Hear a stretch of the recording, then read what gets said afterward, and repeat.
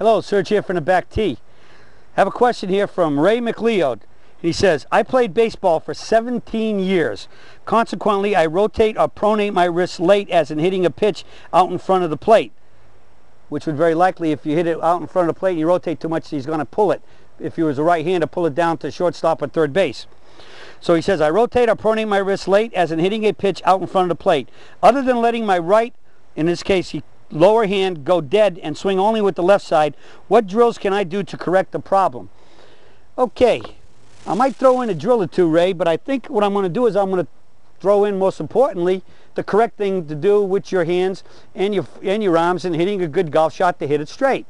But before I do that, I want to make a comment about baseball. I've had many parents ask me about, or they've been told by a baseball coach, if their son is playing baseball, that the baseball coaches try to say golf is bad for baseball, and sometimes golf pros will try to say baseball's bad for golf. Well, I don't think so. The difference between baseball and golf is that baseball, naturally, we're hitting up here, and we can go to a complete full rotation and still hit the baseball pretty well, as compared to if I make a full rotation like that in a golf swing, I'm going to be hitting pull hooks, duck hooks, snap hooks all day.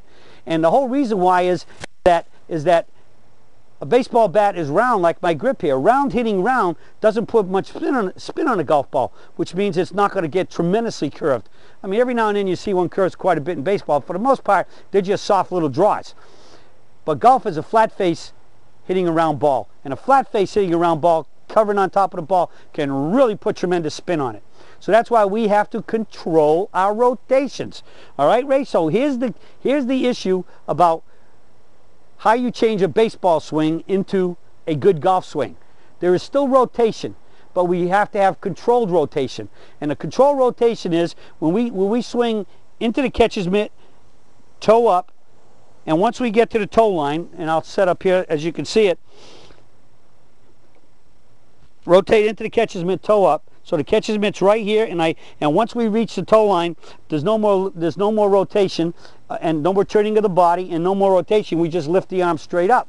So what I like to always say is that, and if you go and read all the things we wrote about setup and things, especially grip, we want equal grip pressure. We squeeze upward with the grip, and it's equal in both hands. Most people, because they hit bad shots, come over the top and feel like they're grabbing a club. They've always said, oh, I feel myself grabbing it. And we got this statement that says, oh, well, don't use your right hand. It's a bad guy. Your lower hand, right hand, if you're a right-handed golfer. I think that's crazy. I use my right hand like crazy. Sam Snead once said he wished he had two right hands. All right? And I use my right hand like crazy because that's the one that controls the club. In a good grip, my right hand being palms perpendicular to the ground like the left hand, the right hand is in exactly the same, shall we say, it's exactly the face. It's exactly like the club face. So whatever the right hand does, the face will do. A lot of people talk about using the back of the left hand as your guide. The left hand is still perfectly aligned, but the left hand's kind of, I don't know, I just think whatever the right palm does, the face does, that's the one you want to work on. That's the one I think about. And so whatever I want to do and make it work in a golf ball, whether I want to cut it or fade it, if I want to cut it, I'm going to make sure that the face doesn't go toe up in the forward mitt. It's going to come through a little more just straight down the line.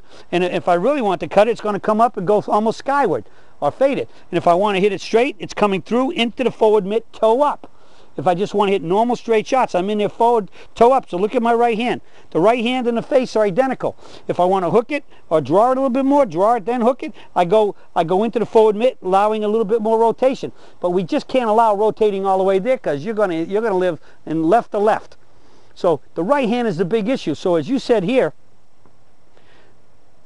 you let go with the right hand. The answer is to control everything with the right hand. So, as I said earlier about baseball, where we can just rotate all we want and still hit good shots, we have to control the rotations. And so, to finish off my statement about youngsters playing baseball, it doesn't hurt. I think it's great. First, they get an experience of good team sports, and then they and you can't beat that. And the swings don't hurt each other. DJ played baseball, hit over 700. and at the time was winning golf tournaments like crazy. He played baseball one day, and the next day he goes out and playing a golf tournament, and he had no problem playing golf. Why? Because once he came down, he hit the ball, he went into the forward mid toe up and up the tree. So he changed himself from his horizontal baseball swing to the vertical golf swing, controlling the club face with his right hand, both hands, and especially the right hand, into the forward mid toe up and up the tree.